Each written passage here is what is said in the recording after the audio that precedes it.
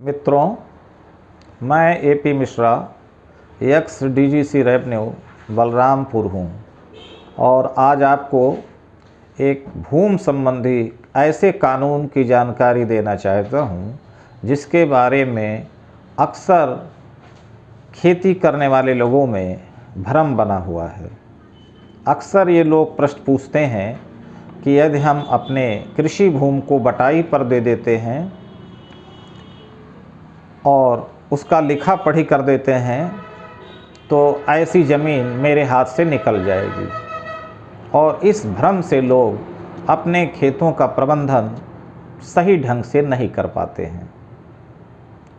मैं इस संबंध में आपको बताना चाहूँगा कि जो उत्तर प्रदेश ज़मींदारी उन्मूलन अधिनियम 1950 में प्रावधान थे, उसमें ज़मीन को पट्टे पर देने के लिए बहुत ही सीमा रेखा खींचा गया था।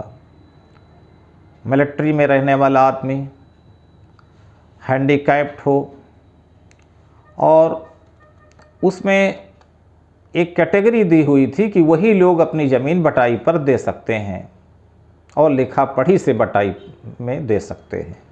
लेकिन उत्तर प्रदेश राजस्व संहिता के आने पर उसमें धारा 94 बनाया गया, जिसमें सरकार द्वारा स्थिति को स्पष्ट कर दी गई है।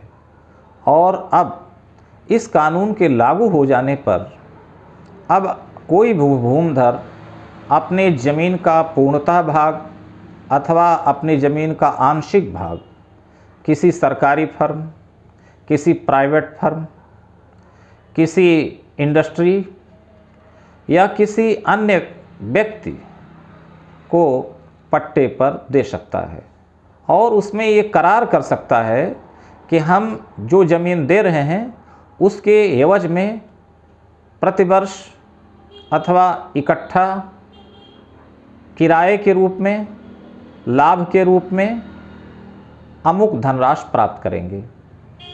और इसका लिखा पढ़ी भी नियमानुसार किया जा सकता है।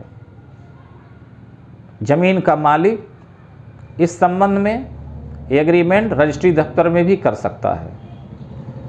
ये ज़रूर है कि इसकी एक सीमा है। एक बार में आप अपनी ज़मीन को 15 वर्ष तक के लिए पट्टा पर दे सकते हैं, और इसकी सीमा कुछ बढ़ाई भी गई है। और अगर 1 साल के लिए आप दे रहे हैं तो उसका बैनामा दफ्तर से रजिस्ट्रेशन कराने की ज़रूरत नहीं है।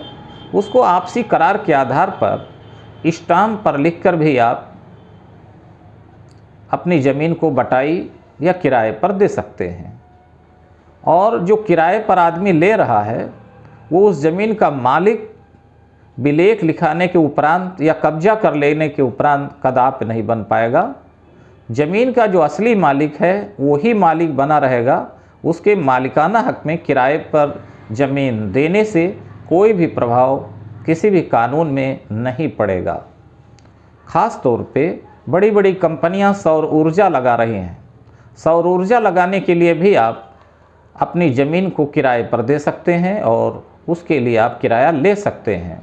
बाकायदा बैंक के माध्यम से, चेक के माध्यम से आप किराया ले सकते हैं, किराया अपने खाते में जमा कर सकते हैं, और ये अधिकार अब आपको मिल गया है और इसमें अब कोई भ्रम की स्थिति नहीं है। दूसरी स्थिति ये भी है कि जो आदमी आपकी ज़मीन किराए पर ले लिया है और उस ज़मीन में अगर वो खेती करता है तो उसमें सरकारी अनुदान भी वह अपने नाम से प्राप्त कर सकता है। उद्यान विभाग आज से जो अनुदान आ रहे हैं वो भी नियमानुसार सरकारी विभाग से संपर्क करके प्राप्त कर सकते हैं, बशर्ते कि उनके जो किराया विलेख हो वो पंजीकृत हो। धन्यवाद।